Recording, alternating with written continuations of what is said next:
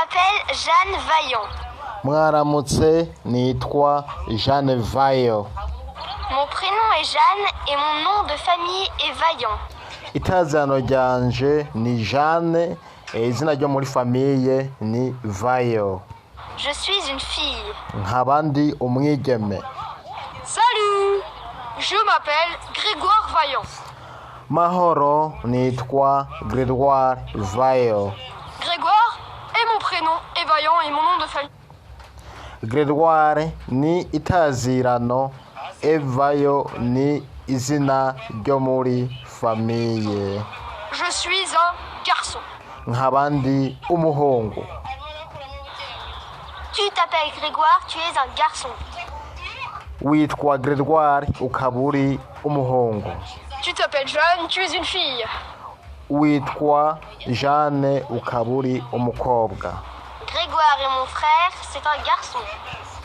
Grégoire ni musazanje, akabari umuhungu.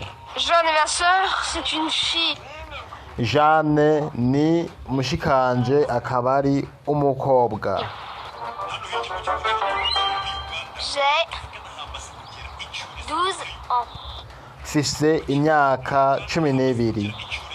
Moi aussi j'ai 12 ans.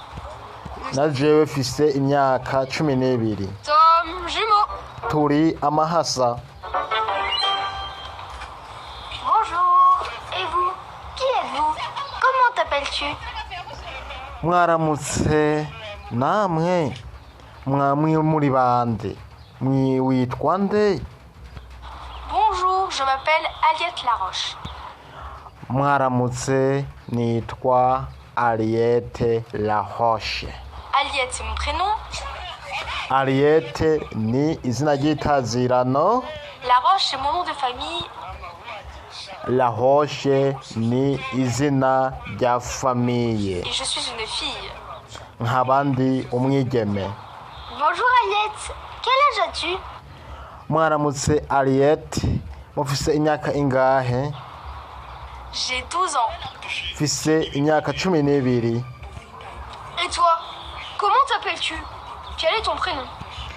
Nawe witwa nde? Itazano ryawe ni gute? Mon prénom est Victor. Itazano ryanje ni Victor. Et quel est ton nom de famille?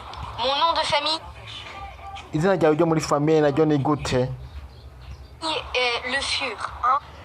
Izina ryanje ryo muri famille ni Lofile. Oh, tu t'appelles Victor Le Fur. Nous sommes des garçons.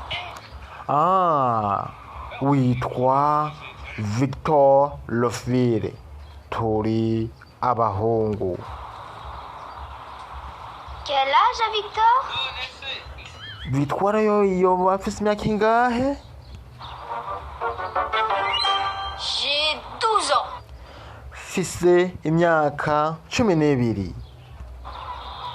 Oh, comme c'est drôle. Oh, J'ai 12 ans. Tu as 12 ans. Aliette a 12 ans. Mon frère a 12 ans. jewe mfise imyaka 12, nawe ufise imyaka 12, Aliette afise imyaka 12, musaza wanje afise imyaka 12. Nous avons tous 12 ans. Twese dufise imyaka 12.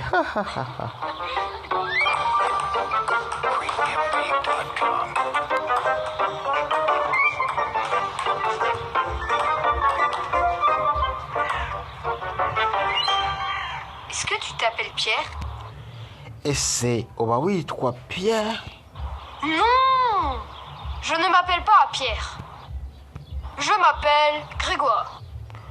Oya, sinitwa Pierre, nitwa Grégoire. Ah oui, ton prénom est Grégoire. Quel est ton nom de famille? Ah, ok. Itazano ryawe ni Grégoire.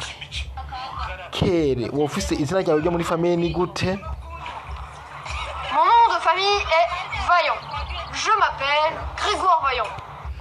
izina ryanjye ryo muri famiye ni Vayo. Muri make nitwa Grégoire Vayo. Et toi, est-ce que tu t'appelles Arthur? Nawe ese uba witwa Arthur?